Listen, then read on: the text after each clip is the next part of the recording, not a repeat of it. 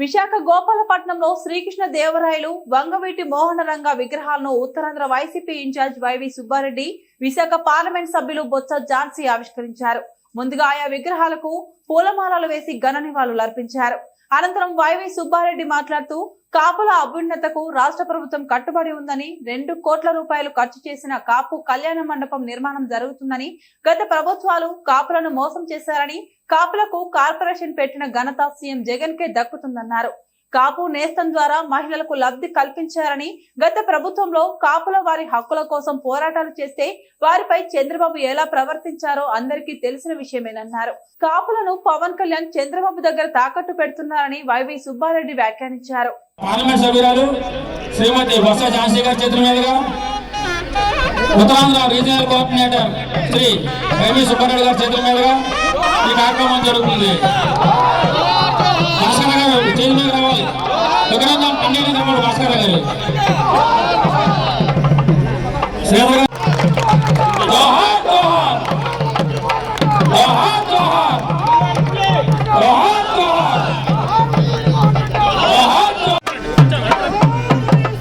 जोहार जोहार जोहार जोहार जोहार जोहार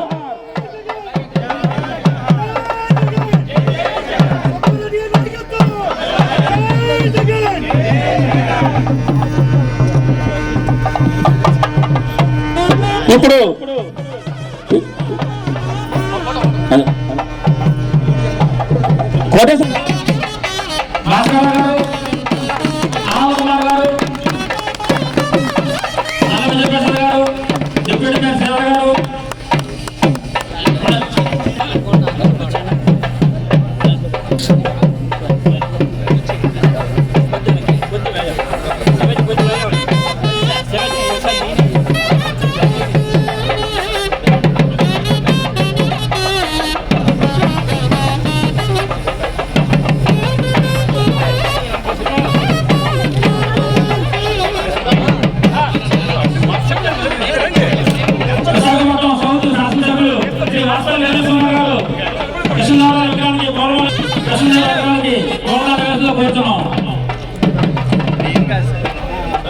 ఇలాంటి కార్యక్రమానికి ముఖ్య అతిథిగా వచ్చేసిన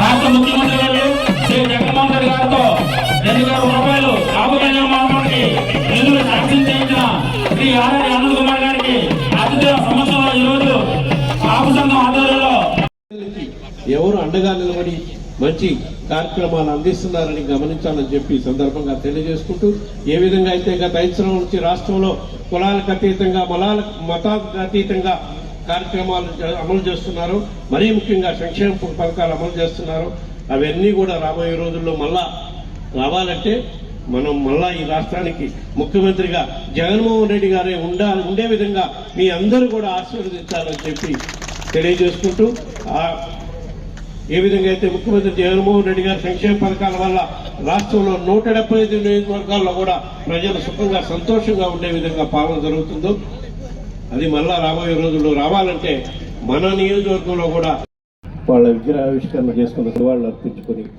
వాళ్ళ ఆశయాల్ని ముందుకు తీసుకొని పోతూ వాళ్ళు చూపించిన బాటలో మనందరం నడిచే కార్యక్రమం చేద్దామని చెప్పి ఈ సందర్భంగా మీకు తెలియజేసుకుంటూ ఉన్నాం.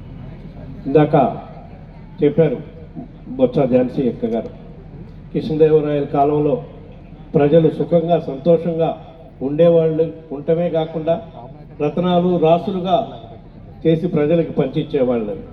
అదేవిధంగా మన గౌరవ ముఖ్యమంత్రి జగన్మోహన్ రెడ్డి గారు ఈరోజు రాష్ట్రంలో నవరత్నాల ద్వారా సంక్షేమ పథకాలని వాళ్ళ ఇళ్లకి అందించి అటువంటి పాలనని మళ్ళా ఒకసారి గుర్తు చేస్తున్నారు అని చెప్పి ఈ సందర్భంగా తెలియజేసుకుంటున్నాం. సంక్షేమ పథకాలే కాదు, ఎన్నో అభివృద్ధి కార్యక్రమాలని, సంక్షేమ పథకాలని అర్హులైన వాళ్ళందరికీ కూడా రాష్ట్ర వ్యాప్తంగా గత 5 సంవత్సరాల నుంచి కూడా అందిస్తున్న ప్రభుత్వం మన గౌరవ ముఖ్యమంత్రి జగన్మోహన్ రెడ్డి గారు ప్రభుత్వం అని చెప్పి ఈ సందర్భంగా తెలియజేసుకుంటున్నాం. మరీ ముఖ్యంగా బీసీలకి, ఎస్సీలకి, బలహీన వర్గాలకి, మైనారిటీస్కి, గిరిజనులకి అందరికీ కూడా న్యాయం జరిగే విధంగా సంక్షేమ పథకాలను అమలు చేస్తున్న ప్రభుత్వం మన ప్రభుత్వం, జగన్మోహన్ రెడ్డి గారి ప్రభుత్వం అని చెప్పి ఈ సందర్భంగా తెలియజేసుకుంటూ ఉన్నాం. మరీ ముఖ్యంగా అయితే కాపు కులస్తులకి ఏ విధంగా జగన్మోహన్ రెడ్డి గారు హక్కును చేర్చుకొని వాళ్ళకి ఏ విధంగా సంక్షేమ పథకాలను అందిస్తున్నారు అనేది మీరు చూస్తూనే ఉన్నారు. స్వర్గీయ రాజశేఖర రెడ్డి గారు ఉన్నప్పటి నుంచి కూడా కాపు కులస్తులంటే ప్రత్యేకంగా అభిమానంతో రాజశేఖర రెడ్డి గారు ఎన్నో కార్యక్రమాలు, ఆయన అనుచరులుగా ఎంతోమంది, మన వంగవీటి మోహన్ రంగారావు కానివ్వండి, అదే ఇప్పుడు బొత్స సత్యనారాయణ అన్న కానివ్వండి,